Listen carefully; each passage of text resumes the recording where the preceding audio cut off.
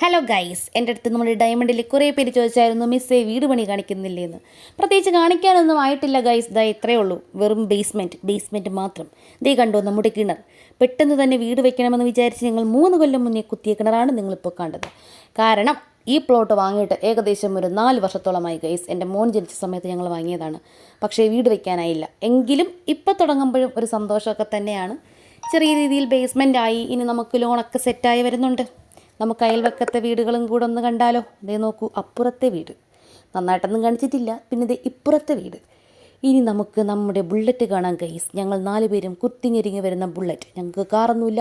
ഇതാണ് ഞങ്ങളുടെ കാർ. ഇതാണ് നമ്മുടെ വഴി. ഈ വഴി ഇങ്ങനെ കയറിയാണ് നമ്മൾ നമ്മുടെ പ്ലോട്ടിലേക്ക് വരുന്നത്. കുറച്ച് കഴിയുമ്പോൾ നമ്മുടെ വീട്ടിലേക്കാകും. അപ്പോൾ ഇതാണ് നമ്മുടെ പ്ലോട്ട്. ഇവിടെ ആദ്യം പ്ലോട്ട് വാങ്ങുന്നത് ഞങ്ങളാണ്. അതിന് ശേഷമാണ് ഇവരെല്ലാവരും വാങ്ങിയത്. എന്നിട്ട് അവരെല്ലാവരും പെട്ടെന്ന് തന്നെ വീട് വെച്ച് കളഞ്ഞു ഗൈസ്. ഞങ്ങളെ അവർ കടത്തി വെട്ടി. ഞങ്ങൾ കുറച്ച് ലേറ്റാണ്, കാശില്ലാത്തതുകൊണ്ടാണ്. ലേറ്റായി വന്നാലും ലേറ്റസ്റ്റായി വരുവേ എന്നാണല്ലോ. ലേറ്റസ്റ്റായി വരാൻ കഴിഞ്ഞാൽ മതിയായിരുന്നു. ഇനി നമുക്ക് നമ്മുടെ കുട്ടികളെ കാണാം. നമ്മുടെ കുട്ടികൾ ദേ ഓടിച്ചാടി വരുന്നുണ്ട്. വരൂ ഗൈസ്, ഓടിച്ചാടി വരൂ. ദേ വരുന്നു ഓടിച്ചാടി.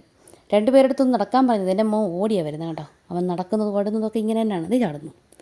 ഇനി നമുക്ക് നമ്മുടെ ആശാരിപ്പണിച്ചേട്ടനെ കാണാം. കണ്ടോ, ഭയങ്കര വെയിലാണ് ഗൈസ്. അതുകൊണ്ട് ഞാൻ കുറച്ച് വെയിലില്ലാത്ത സ്ഥലത്തോട്ട് നടന്നു നീങ്ങുന്നതാണിത്. കാരണം ഞാൻ എന്താ വീഡിയോ എടുക്കുന്നതെന്ന് എനിക്കറിയത്തില്ല. ഈ കാണുന്നതാണ് നമ്മുടെ ഫ്രണ്ട് ഡോറിൻ്റെ കട്ടള. നല്ല പണിയും നല്ല വെയിറ്റുമാണ് ഈ സംഭവം.